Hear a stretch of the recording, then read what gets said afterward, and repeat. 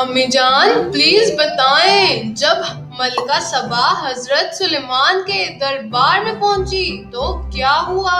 زین بیٹا، جب ملکہ سبا وہاں پہنچی تو حضرت سلیمان علیہ السلام نے اس سے پوچھا، کیا تمہارا تخت ایسا ہی ہے؟ وہ اپنا تخت دیکھ کر حیران رہ گئی اور کہنے لگی، گویا یہ وہی ہے۔ پھر انہیں ایک شیشے کے محل میں لے جایا گیا۔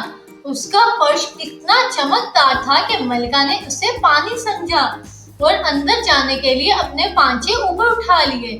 تب حضرت سلیمان نے بتایا کہ یہ پانی نہیں، شیشے کا محل ہے۔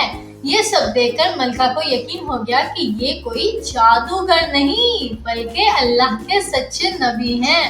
اس نے فوراً اپنی غلطی کا اعتراف کیا اور ایمان لے آئی۔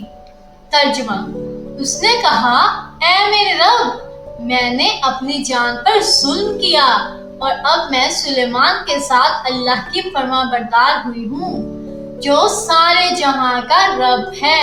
امی جان، کیا اللہ اپنے نبیوں کو بھی آزماتا ہے؟ جی زین بیٹا، اللہ اپنے سب سے پیارے بندوں کو سب سے زیادہ آزماتا ہے۔ ایک بار اللہ نے حضرت سلیمان علیہ السلام کو بھی ایک آزمائش میں ڈالا جب ان کے تخت پر ایک بے جان جسم ڈال دیا گیا۔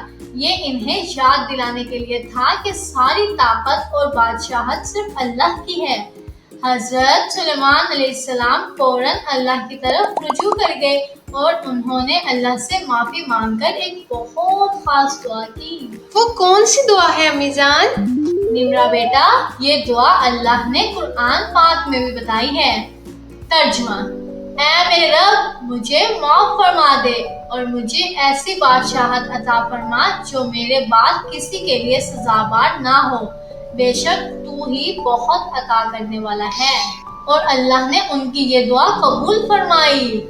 تو امی جان، ان کی وفات کیسے ہوئی؟ وہ تو اتنے طاقتور تھے۔ نمرا بیٹا، ان کی وفات کا قصہ تو اس سے بھی زیادہ حیران کرنے والا اور سبق آموز ہے۔ اللہ نے ان کی موت کے ذریعے دنیا کو ایک بہت بڑا راز بتایا۔ جب ان کا آخری وقت آیا تو وہ اپنی لاٹھی کے سہارے کھڑے تھے۔ جنات جو ان سے ڈرتے تھے وہ سمجھ رہے تھے کہ وہ زندہ ہیں اور کام کرتے رہے۔ بہت عرصے بعد جب ایک چھوٹی سی دیمک نے ان کی لاٹھی کو اندر سے کھا لیا تو لاٹھی کمزور ہو کر ٹوٹ گئی اور وہ گر پڑے۔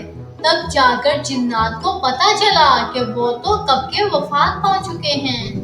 ترجمہ: پھر جب ہم نے ان پر موت کا حکم نافذ کیا تو ان کی موت پر جنات کو کسی نے آگاہ نہ کیا مگر زمین کے ایک کیڑے نے جو ان کا عصا کھا رہا تھا۔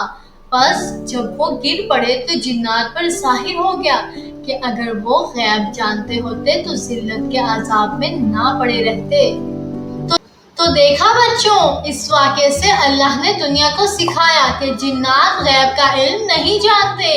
غیب کا علم صرف اور صرف اللہ کے پاس ہے۔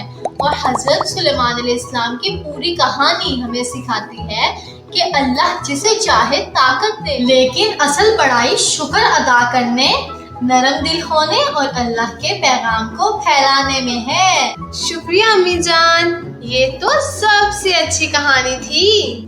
جی امی جان، بالکل، ہمیں بہت مزہ